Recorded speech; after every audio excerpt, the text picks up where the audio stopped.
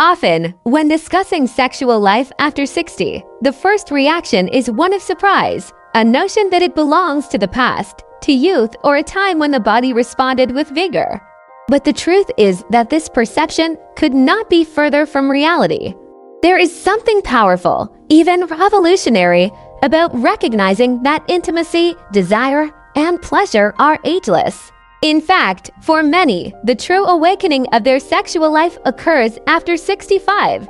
This is because at this stage of life, social pressures diminish. Children have established their own paths. The focus shifts towards self-care, and for many, a reconnection with their own bodies takes place. That, in essence, is the beauty of it at Dr. Samira's clinic, a renowned center for urogenital health. It's common to encounter men and women arriving with timidity and insecurity, believing that time has stolen not only their vigor, but also their desire.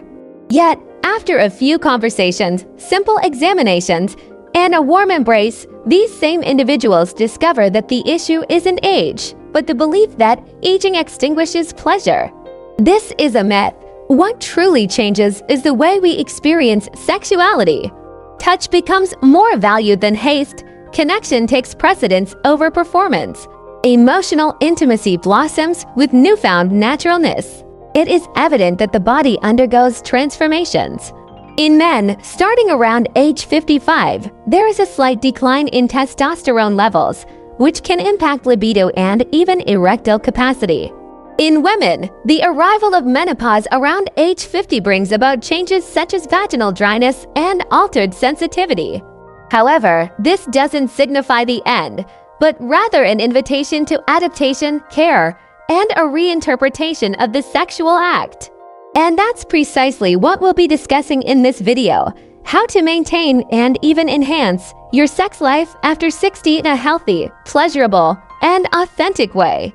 Often, what thwarts pleasure isn't physiological, but the emotional and social undercurrents. Society cruelly portrays aging as synonymous with decline, limitation, and loss. It's as if desire had an expiration date and, after 60, the label read, "Contents expired." But this couldn't be further from the truth. Desire does not retire. What retires is the youthful, limited perspective on it. One of the major obstacles to sexuality in later life is societal judgment. Many older adults internalize this prejudice, believing that desiring and seeking pleasure is wrong or shameful at this stage. This breeds guilt, discomfort, and silence. And when desire is silenced, the body responds. Libido wanes, self-esteem plummets, and isolation intensifies. From a physical standpoint, real changes do occur. Vaginal lubrication decreases, the time to arousal lengthens, and erections may not be as swift or intense. However, none of this is insurmountable. On the contrary, with the right knowledge, these challenges transform into opportunities for self-discovery, dialogue with one's partner, and the rediscovery of previously overlooked sensations. Water-based lubricants, personalized hormonal therapies, pelvic exercises, and sex therapy are valuable resources. Tell me something honestly now. Have you ever felt the urge to talk about this, but couldn't find a safe space to do so? Then share in the comments below. What is the biggest myth you've ever heard about sex in later life?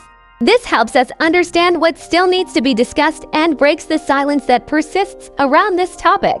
Of course, if this content resonates with you so far, take advantage of this moment and subscribe to the channel. This shows us that you want more videos like this and helps us reach more people who need to hear this. As the years progress, sex transforms from a sprint into a dance. A slower dance, but one infinitely more profound. And this, far from being a detriment, is a blessing. Men and women over 60, 70, or even 80 can and do experience highly pleasurable intimate relations. But a shift in focus is essential. Forget performance, discard the clock, even disregard established patterns. Here, what matters is conscious touch, spontaneous tenderness, and complete presence with the other. It is also crucial to remember that sex transcends the act itself. Lingered kisses, intimate massages, exchanges of tender words, shared baths, dancing together. All of these contribute to the erotic experience. Frequently, it is these gestures that ignite the spark of desire and sustain a couple's connection, even when the body faces limitations. In practice, the couple needs to talk. Yes, talk. Not about the problem, but about desire. What brings you pleasure? What has changed in your body? How do you feel when you are with me? These simple questions are the bridge to a richer and more honest sexual life. And for those who are alone, discovery can also be individual. Autoerotism, that is conscious masturbation, is not a taboo. It is a path to self-recognition and pleasure. Sexual desire, particularly after the age of 60, is deeply intertwined with overall health. A well-cared-for body is more predisposed to pleasure. Prioritizing quality sleep, a balanced diet, mental stimulation, proper hydration, and regular physical activity yields more significant benefits for your sexual performance than any wonder drug peddled online. Chronic conditions such as hypertension, diabetes, cardiovascular disease, or thyroid problems can impact one's sex life. However, when adequately treated, patients regain their vitality and re-establish a connection with their own bodies. This is where medical follow-up becomes crucial. Urologists and gynecologists are not only specialists in ailments, but also in pleasure, well-being, and longevity. Numerous effective treatments exist for erectile dysfunction, ranging from oral medications to injections and penile prostheses. For women, in addition to lubricants, vaginal estrogen therapy can enhance sensitivity and comfort during intercourse. However, none of these solutions can replace a conversation with a medical professional. Every body is unique, and each treatment regimen must be tailored accordingly. You know that myth that says sexual life fades into memory as we age. It's only true if you believe it. Because the truth is, it's never been about age, but about desire. I know people in their 70s experiencing new things, rediscovering partners, reconnecting with their own pleasure. I know couples who, after decades of marriage, finally learned to talk about sex, about desire, about tenderness. And that changed everything. If you've made it this far, you likely feel a connection to this topic on some level. It could be out of curiosity, personal experience, or perhaps because of someone you care about. So let me say this, your story matters, your experience holds weight. And here on this channel, we aim to cultivate a community of support and genuine exchange. That's why, if you enjoyed the video, share in the comments what you gleaned from it, or, if you're inclined, unfold your own story with us. Your narrative might be exactly the kind of inspiration another person needs to rekindle their aspirations.